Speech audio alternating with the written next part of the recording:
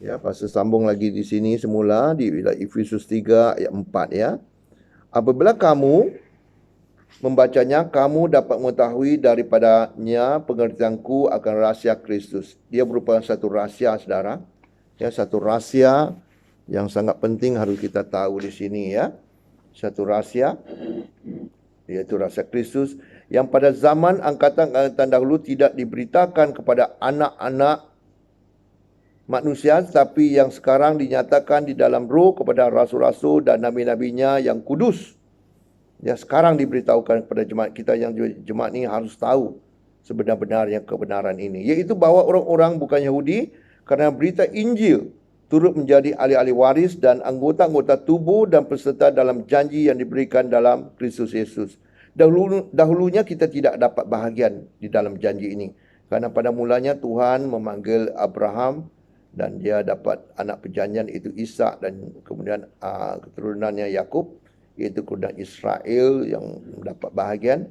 Tapi pada hari ini segala rahsia yang tersimpan dalam Allah Bapa ini diberitahukan kepada jemaat ya. Kita sebagai jemaat harus tahu. Dan ayat ke-7 katanya, dari Injil itu aku telah menjadi pelayannya menurut pemberian kasih karunia Allah yang dianugerahkan kepadaku sesuai dengan pekerjaan kuasanya. Rasul Paulus ini adalah seorang yang sebelum jadi Rasul Yesus adalah yang jahat, yang selalu menangkap dan menghukum orang-orang yang mengikut Yesus. Ya, sangka dia melakukan untuk Allah, tapi sebenarnya tidak, dia melakukan hal itu untuk iblis. Tapi oleh kerana kasih karunia Allah yang sangat besar ini, dikatakan dianugerahkan kepadanya untuk menjadi pelayan Yesus, untuk menjadi pelayan Injil kasih karunia ini. Ya, ayat 8 katanya, kepadaku yang paling hina di antara segala orang kudus telah dianugerahkan kasih karunia ini untuk memberitakan kepada orang-orang bukan Yahudi kekayaan Kristus yang tidak terduga itu, dan untuk menyatakan apa isinya tugas penyelenggaraan rahsia yang telah berabad-abad tersembunyi dalam Allah yang menciptakan segala sesuatu, supaya sekarang oleh jemaat diberitahukan berbagai ragam hikmat Allah kepada pemerintah-pemerintah dan penguasa-penguasa di surga. Ya, segala pemerintah, penghulu-penghulu yang ada di ruang udara ini yang diberitakan supaya mereka tidak tahu, tapi sekarang mereka tahu, dan inilah mereka cuba untuk menahan daripada orang tahu rahsia ini. Mereka berusaha sedaya upaya. Kalau kita berada di gereja, iblis tidak heran, tapi tentang rahsia-rahsia yang disediakan untuk orang percaya ini, supaya kita menjadi seorang Kristian yang sejati menurut kebenaran firman Tuhan ini, kalau boleh dihindari ataupun tidak dapat dilihatkan oleh kita, ditutupkan mata rohani kita oleh si iblis.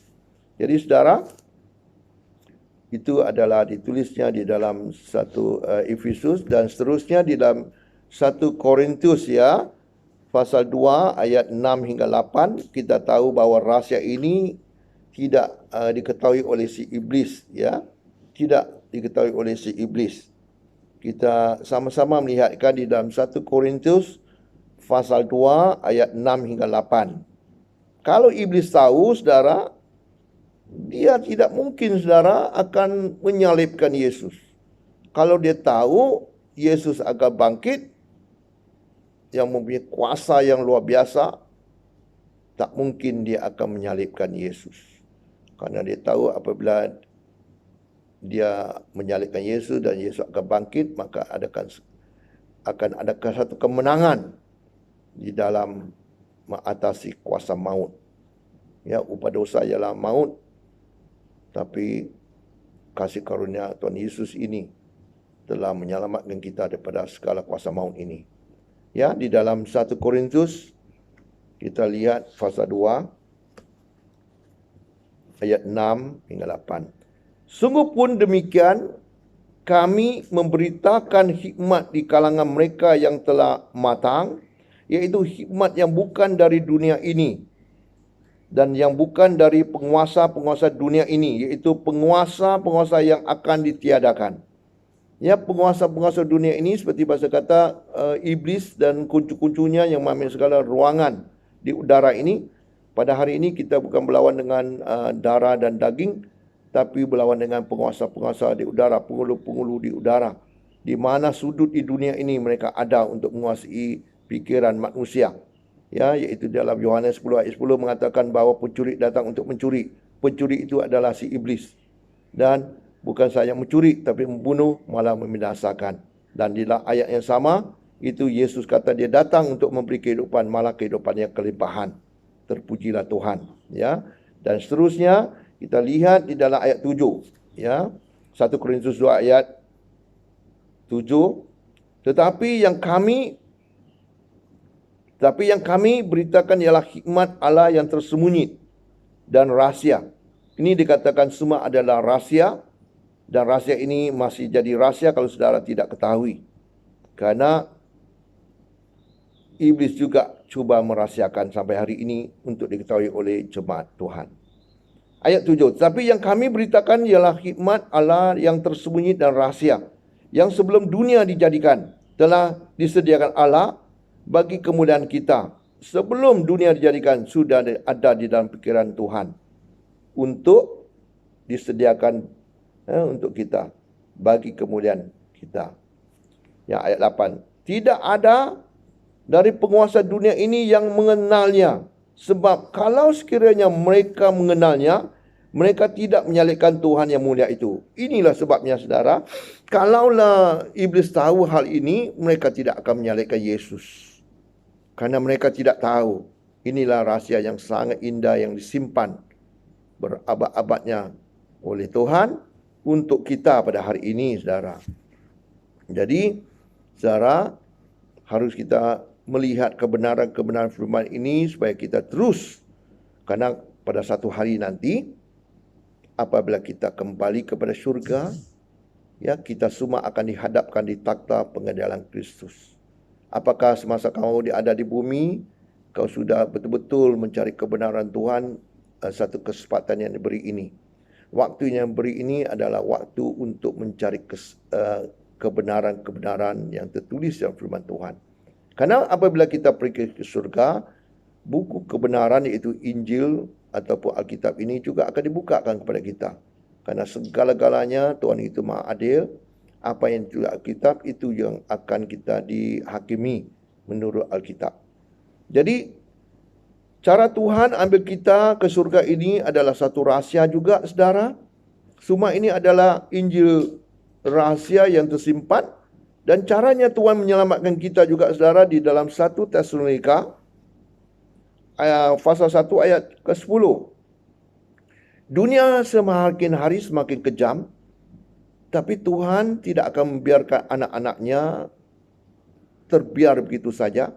Karena Tuhan berjanji dia pergi ke surga menyediakan tempat. Karena dikatanya di dalam buku Yohanes 14 itu, ayat 1 hingga ayat 3 itu, di rumah Bapaknya ada banyak rumah-rumah, bilik-bilik yang disediakan bagi kita. Dia akan datang kembali. Karena di mana dia berada, kita akan berada bersama dia.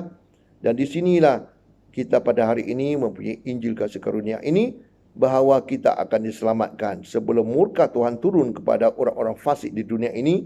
Seperti dijanjinya, saudara, di dalam 1 Tesalonika pasal 1 ayat yang ke-10.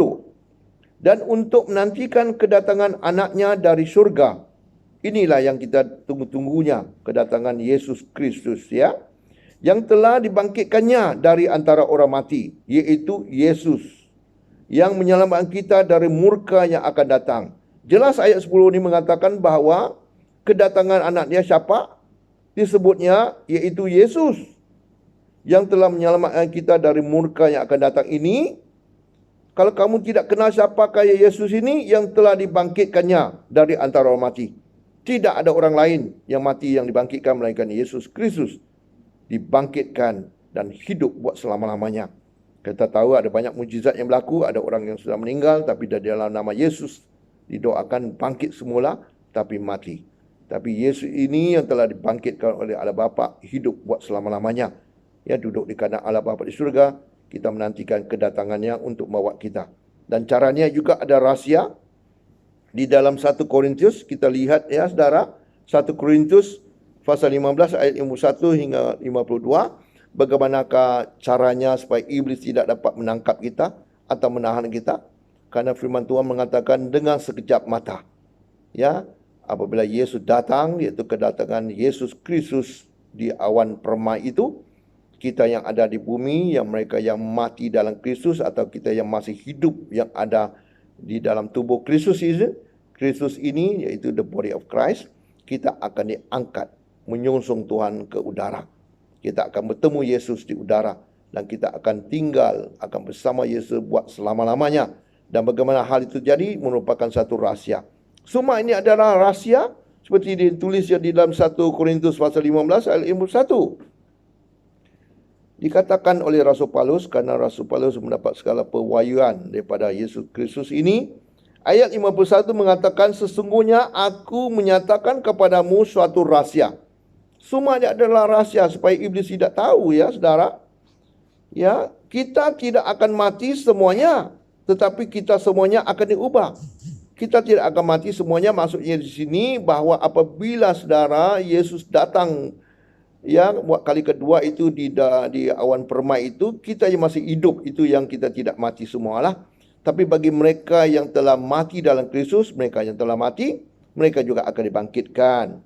Ya, dia dikatakan ayat 52, dalam sekejap mata, pada waktu bunyi nafari yang terakhir. Itu sebabnya saudara, sekejap mata tak sempat lagi iblis mau menahan, tapi dengan sekejap mata, ya, apabila nafiri berbunyi yang terakhir itu, sebab nafiri akan berbunyi dan orang-orang mati akan dibangkitkan.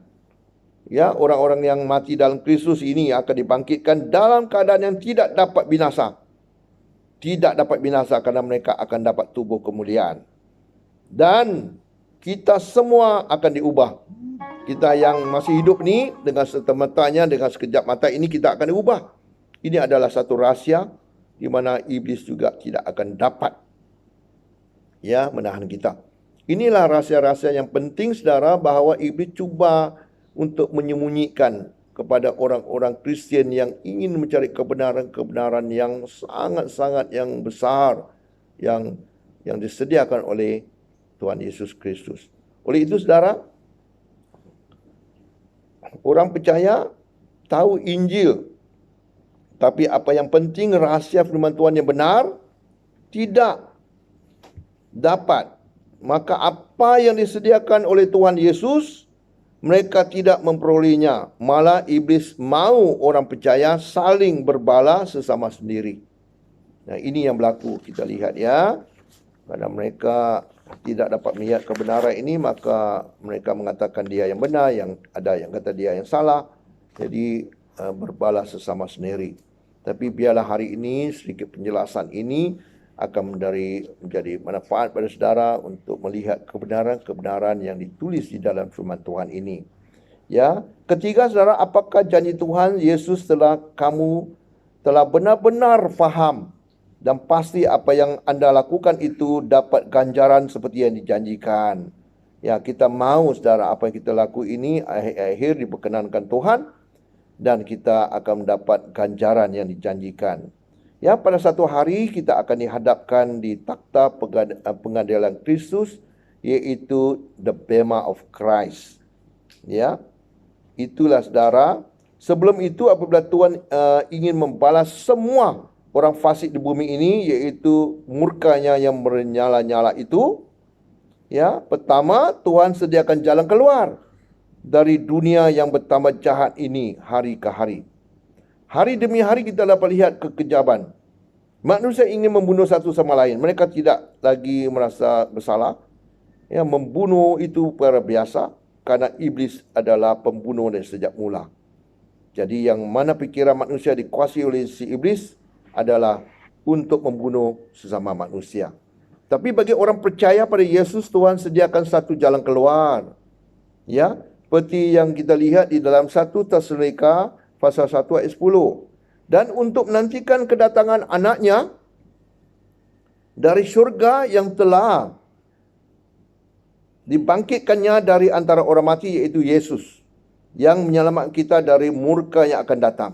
Ya, Oleh kerana kekejaman manusia hari demi hari, maka Tuhan yang murka menyala-nyala akan membalaskan segala kejahatan orang fasik ini. Sebelum murka Tuhan turun pada manusia, maka Tuhan sediakan satu jalan keluar. Sangat baik Tuhan kita. Contohnya saudara, kita lihat saja duta-duta ya di seluruh dunia. Ambil contoh satu saja, iaitu sepertinya Amerika adalah kuasa besar dunia. Mereka ada duta-dutanya di seluruh dunia. Jadi sebelumnya satu perbalahan ataupun satunya serangan atau satunya kemarahan oleh negara besar seperti Amerika ini, katanya ingin menyerangkan satu negara yang lain, di mana dutanya ada di sana. Pastinya saudara, dia akan mengeluarkan dutanya dahulu sebelum menyerang negara itu. Sama seperti kita adalah duta-duta Kristus. Pasti kita percaya di sini Tuhan menyediakan satu jalan keluar.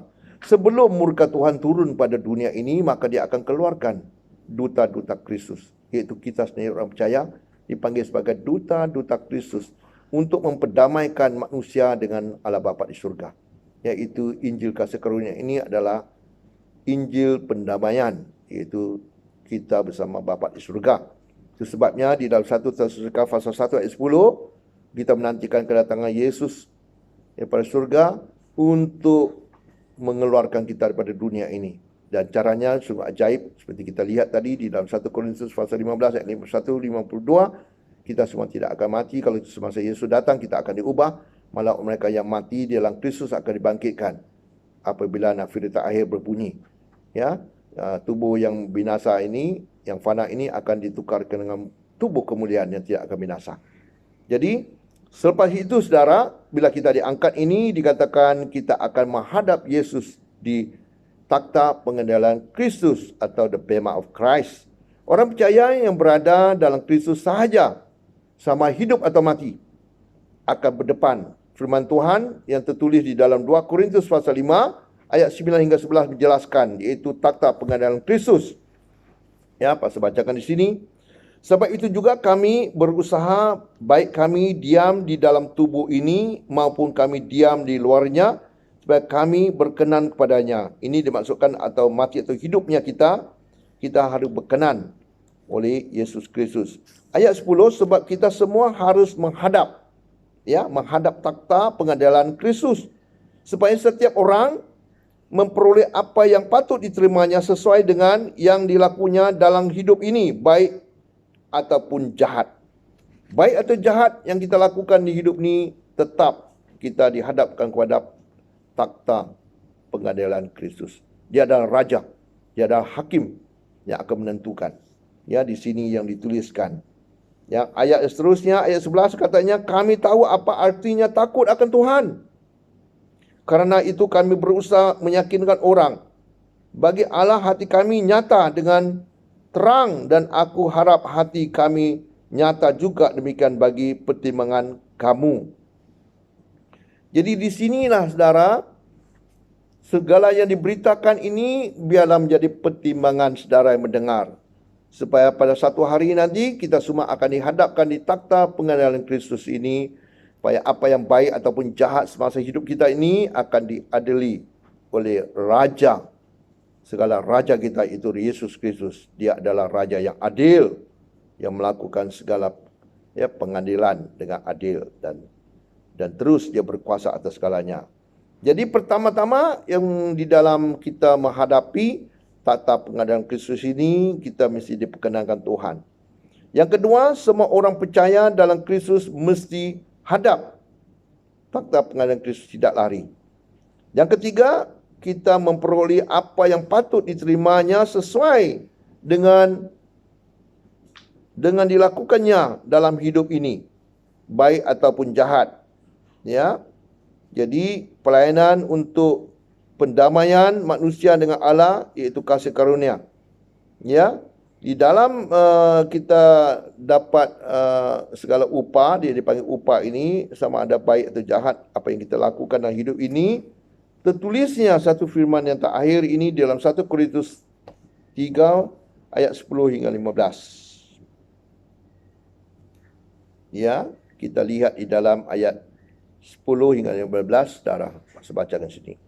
Sesuai dengan kasih karunia Allah yang dianugerahkan kepadaku, aku sebagai seorang ahli bangunan yang cekap telah meletakkan dasar dan orang lain membangun terus di atasnya. Tetapi tiap-tiap orang harus memperhatikan bagaimana ia harus membangun di atasnya. Ya, apa yang disuruhkan oleh Yesus Kristus kepada Rasul Paulus, dia sudah meletakkan satu dasar untuk membangun.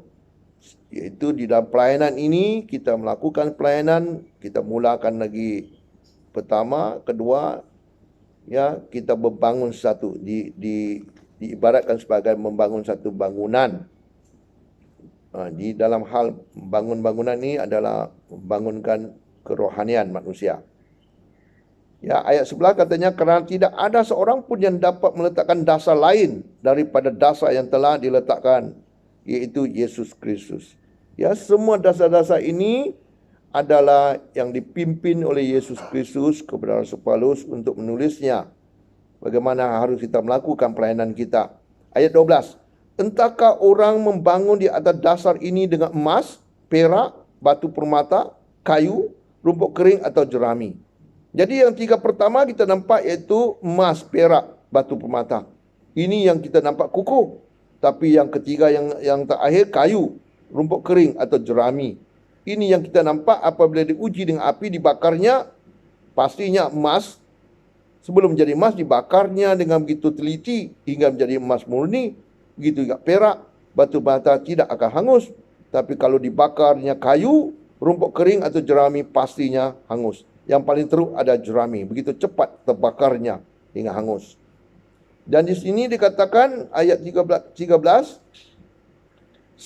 sekali kelak pekerjaan masing-masing orang akan nampak kerana hari Tuhan akan menyatakannya. Sebab ia akan nampak dengan api dan bagaimana pekerjaan masing-masing orang akan diuji oleh api itu.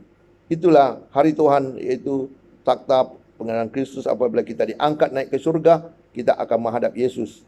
Setiap pribadi kita, sama ada pekerjaan kita baik atau jahat, itu akan dihadapkan, ya, untuk mendapat upah. Ini semua orang yang ada di dalam Kristus saja mendapat bahagian untuk menghadap, ya, di takhta pengadilan Kristus ini. Ya, jadi diteruskan dia katanya ayat 14, jika pekerjaan yang dibangun seorang tahan uji, ya, ia akan mendapat upah. Ya, bagaimana yang boleh tahan uji? Seperti yang pasal kata, kalau dia perak, emas atau batu permata, dia tahan uji. Dia mendapat upah. Di sebaliknya, ayat 15 katanya, jika pekerjaannya terbakar, ia akan menderita kerugian. Tetapi ia sendiri akan diselamatkan, tetapi seperti dari dalam api. Ya, kerugian ini bagi mereka yang membuatkan segala pekerjaannya berdasarkan, ya, kayu, rumput kering, jerami tadi. Akan diuji, semua terbakar. Di sinilah kalau kita lihat banyak gereja-gereja besar, kemungkinan mereka melakukan satu pelayanan, banyak pasal-pasal hamba Tuhan juga ingin mungkin untuk mencapai segala kejayaan mereka. Mereka sangkakan mereka melakukan segala pekerjaan yang itu besar hingga dapat berkenankan oleh Tuhan. Tapi semua pekerjaan ini akan diuji katanya.